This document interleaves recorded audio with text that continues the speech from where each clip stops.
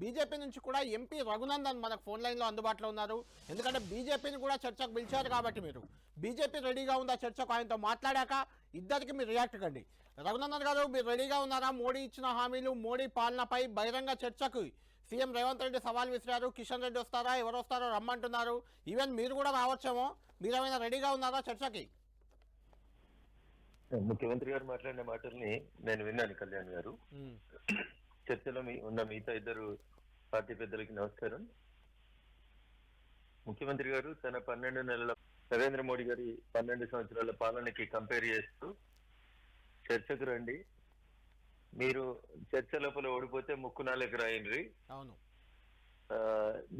నేను ఓడిపోతే అని చెప్పలేదు ఆయన. బట్ ఇప్పుడు నేను అడుగుతున్న మీ ద్వారా వారిని, ఒకవేళ ఆ చర్చలో రేవంత్ రెడ్డి గారు ఓడిపోతే మరి వారు ముక్కునాలకు రాయడానికి సిద్ధంగా ఉంటారా అనేది కూడా చెప్పాలి. ఎందుకంటే ఎదురుగున్న వాళ్ళు ఓడిపోతే ముక్కునాలకు రాస్తారా అని అడుగుతున్న ముఖ్యమంత్రి గారు, ఒకవేళ ఆ చర్చకు మేము రావడానికి భారతీయ జనతా పార్టీ నుంచి నేను సిద్ధంగా ఉన్నాను. ముక్కు నేలకు రాస్తా అన్నట్టున్నారు. ఆయన కూడా రాయడానికి సిద్ధంగా ఉన్నానే చెప్పినట్టున్నారు రఘునందన్ గారు. సరే, అయితే స్వాగతిస్తాము.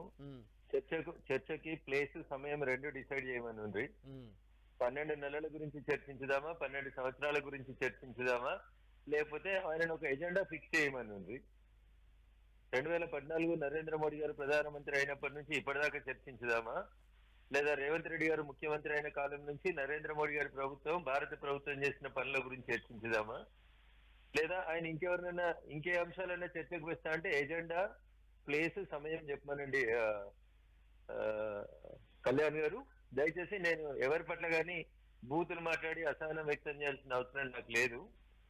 ఈ చర్చలో ఓడిపోయేది రేవంత్ రెడ్డి గారు, కాంగ్రెస్ పార్టీ పెద్దలే కాబట్టి వారు దాన్ని వారు విసిరిన సవారిని మేము స్వాగతిస్తున్నాం. మేము సిద్ధంగా ఉన్నాం. వారు సిద్ధంగా ఉంటే రమ్మనుండ్రి. ఆ చర్చ లోపల పాల్గొనడానికి మా పార్టీ అనుమతి తీసుకొని నేను రావడానికి సిద్ధంగా ఉన్నాను. గణాంకాల గురించి మాట్లాడుకుందాం. సరే, పొద్దున్న లేస్తే కేంద్రం ఏం చేసింది అని అడిగేటువంటి పెద్దలకి చాలా మాటలు మాట్లాడుతూ ఉంటారు కళ్యాణ్ గారు. నేను మీ ద్వారా ఒక విజ్ఞప్తి చేయదలుచుకున్న వాళ్ళకి, 12 ఏళ్ల తెలంగాణ రాష్ట్ర ఏర్పాటు నుంచి కూడా బడ్జెట్ ప్రవేశపెడుతుంది తెలంగాణ రాష్ట్రం. ఎప్పుడన్నా వాళ్ళు ప్రవేశపెట్టిన జిల్లాలో ఇగో మెదక్ జిల్లాకి ఇన్ని పైసలు, వరంగల్ జిల్లాకి ఇన్ని పైసలు, కరీంనగర్ జిల్లాకి ఇన్ని పైసలు, రంగారెడ్డి జిల్లాకి ఇన్ని పైసలు అని చెప్పి అట్లా పెడతారా సార్ బడ్జెట్? మరి నాకు ఊహ తెలిసినప్పటి నుంచి అయితే రాష్ట్రాల బడ్జెట్, రాష్ట్రాన్ని సమగ్రంగా, భారతదేశ బడ్జెట్ దేశాన్ని సమగ్రంగా తీసుకొని బడ్జెట్ పెడతారు. కానీ ఇప్పుడు అట్లా మాట్లాడుకుంటూ పోతే రేపు రంగారెడ్డి, పాత రంగారెడ్డి జిల్లా లేదా జిల్లా నాయకులు రివర్స్ అయ్యి మొత్తం పైసలు మాయే, రంగారెడ్డి జిల్లా నుంచే పైసలు పన్నులు వస్తున్నాయి, మరి ఆదిలాబాద్కి ఎందుకు పెడతారు, మహబూబాబాద్కి ఎందుకు పెడతారు, లేదా అచ్చంపేటకి ఎందుకు పెడతారని గొడవ చేస్తే దాంట్లో ఏమైనా అర్థం ఉంటుందా కళ్యాణ్ గారు? రాష్ట్రాన్ని ఒక సమగ్రమైనటువంటి యూనిట్ గా తీసుకొని మొత్తం రాష్ట్రాన్ని టోటల్ డెవలప్మెంట్ గా ముఖ్యమంత్రి గారు 119 నియోజకవర్గాల గురించి మాట్లాడాలి. మా తెలంగాణకి గాడిద గుడ్డు వచ్చింది, మా తెలంగాణకి తోలుగుడ్డు వచ్చింది. ఇంకా చెర్లపల్లి రైల్వే స్టేషన్ ఒకటి చూసినండి కళ్యాణ్ గారు, అన్నం ఉడికిందా లేదా అంటే 2 మెతుకులు చూస్తే చాలు. దాదాపు 700 కోట్ల రూపాయలు ఖర్చు పెట్టి చెర్లపల్లి రైల్వే టెర్మినల్ ని అంతర్జాతీయ విమానాశ్రయానికి సమానంగా డెవలప్ చేస్తే, ఆ రైల్వే స్టేషన్ ఓపెనింగ్ రోజు రాష్ట్ర ప్రభుత్వం తరఫున హాజరైనటువంటి గౌరవ మంత్రి గారు ఏమంటారంటే, ఆ రైల్వే స్టేషన్ దాకా కనెక్టింగ్ రోడ్ కి 15 కోట్లు ఏమైతాయి కళ్యాణ్ గారు, అది కూడా కేంద్ర ప్రభుత్వమే పెట్టాలంట. రాష్ట్ర ప్రభుత్వం రైల్వే స్టేషన్ దాకా రోడ్డు వేయండి, ఇది మీ రోడ్డు అని అక్కడ ఉన్న ప్రజలు అడిగితే, మీరు ఇంత పెద్ద స్టేషన్ కట్టిరు కదా, దీనికి లింక్ రోడ్ కూడా మీరే వేయండి అని చెప్పి రాష్ట్ర ప్రభుత్వ మంత్రి గారు చెప్తారు. నేను బదనాం చేయడానికి చెప్తలేను కళ్యాణ్ గారు. నా నియోజకవర్గంలో చేగుంట అనే ఒక చోట ఒక 2 గంటలు 3 గంటలు ట్రాఫిక్ జామ్ ఉంటుంది, రైల్వే ఓవర్ బ్రిడ్జ్ ఒకటి కావాలని అడిగితే పాత ప్రభుత్వం 50% కోసమని ఒప్పుకొని కేంద్ర ప్రభుత్వం నిధులు ఇస్తా అని చెప్పి లెటర్ పంపిస్తే పాత ప్రభుత్వం అట్లే టైం పాస్ చేసింది. కొత్త ప్రభుత్వం వచ్చినాక ఉత్తరం పెడితే గౌరవ ఫైనాన్స్ మంత్రి భట్టి గారు ఒక ఉత్తరం పంపించారు, నాకు కాదు, సౌత్ సెంట్రల్ రైల్వే జీఎం గారికి అధికారికంగా ఒక లెటర్ పంపించారు కళ్యాణ్ గారు. దీనికి అయ్యే 50% నిధుల్ని రాష్ట్ర ప్రభుత్వం భరించలేదు, రైల్వే స్టేషన్లు, రైల్వే ఫ్లైఓవర్ బ్రిడ్జిలు ఏవి కూడా మేము 1 రూపాయి కూడా పెట్టము, మీరే పట్టుకోండి అని చెప్తే, ఇప్పుడు చేగుంట దగ్గర రైల్వే బ్రిడ్జ్ ని 100% కేంద్ర ప్రభుత్వం నిధులతో నేను మంజూరు చేయించుకొని తెచ్చుకున్నాను.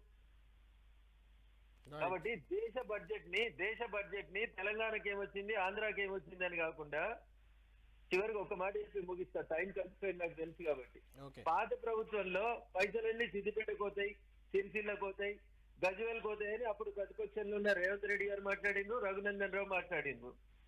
ఇలా ప్రభుత్వం మారింది, రేవంత్ రెడ్డి గారు ముఖ్యమంత్రి అయిండ్రు. సిద్దిపేట వాళ్ళు సూడా చేసుకున్న వాళ్ళు, గజ్వేల్ వాళ్ళు గడా చేసుకున్నారు. ఇలా రేవంత్ రెడ్డి గారు ముఖ్యమంత్రి అయితే కూడా అయింది.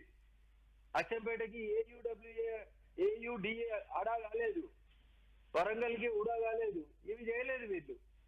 ఏ తప్పులనైతే గత ప్రభుత్వంలో ఉన్న ముఖ్యమంత్రి గారు అన్ని పైసలు గజ్వేల్కే తీసుకుపోయినట్టు మనం అందరం ఆరోపించినామో, ఇలా కొడంగల్ నుంచి గెలిచినటువంటి రేవంత్ రెడ్డి గారు కూడా అన్ని పైసల్ని కొడంగల్కే తీసుకుపోతుండ్రు. కొడంగల్కే 6 లైన్ల రోడ్ అంటారు, కొడంగల్కే 300 కోట్లు ఇస్తున్నా అంటారు, కొడంగల్కే మెడికల్ కాలేజ్, కొడంగల్కే నర్సింగ్ కాలేజ్. నాకేం అభ్యంతరం లేదు కొడంగల్ అభివృద్ధి చేసుకుంటే. కానీ గౌరవ ముఖ్యమంత్రి గారు, అప్పుడున్న కేసీఆర్ గారు అయినా ఇప్పుడున్న రేవంత్ రెడ్డి గారు అయినా 119 శాసనసభ్యుల్ని సమదృష్టితో చూస్తే గౌరవంగా ఉంటుంది అనేది నేను ఆ రోజు మాట్లాడినా, ఈ రోజు కూడా అప్పీల్ చేస్తా ఉన్నా. ఉత్తగా ఉత్తర కుమార ప్రగల్భాలు మాని దయించి మీరు ఇచ్చినటువంటి 6 హామీలు, 420 హామీలు, వీటి మీద కొంచెం టైం తీసుకోండి, ప్రజా కన్సర్న్ తోటి ఉండండి. సవాళ్ళు, ఉత్తర కుమార ప్రగల్భాలు, వీటి వల్ల ఫలితం ఉన్నది గౌరవ ముఖ్యమంత్రి గారు అని నేను మీ ద్వారా ప్యానెల్ లో ఉన్నటువంటి కాంగ్రెస్ పెద్దల ద్వారా రాష్ట్ర ప్రభుత్వానికి చెప్పదలుచుకున్నటువంటి విషయం. థ్యాంక్ యూ కళ్యాణ్ గారు. రైట్. థ్యాంక్ యూ రఘునందన్ గారు.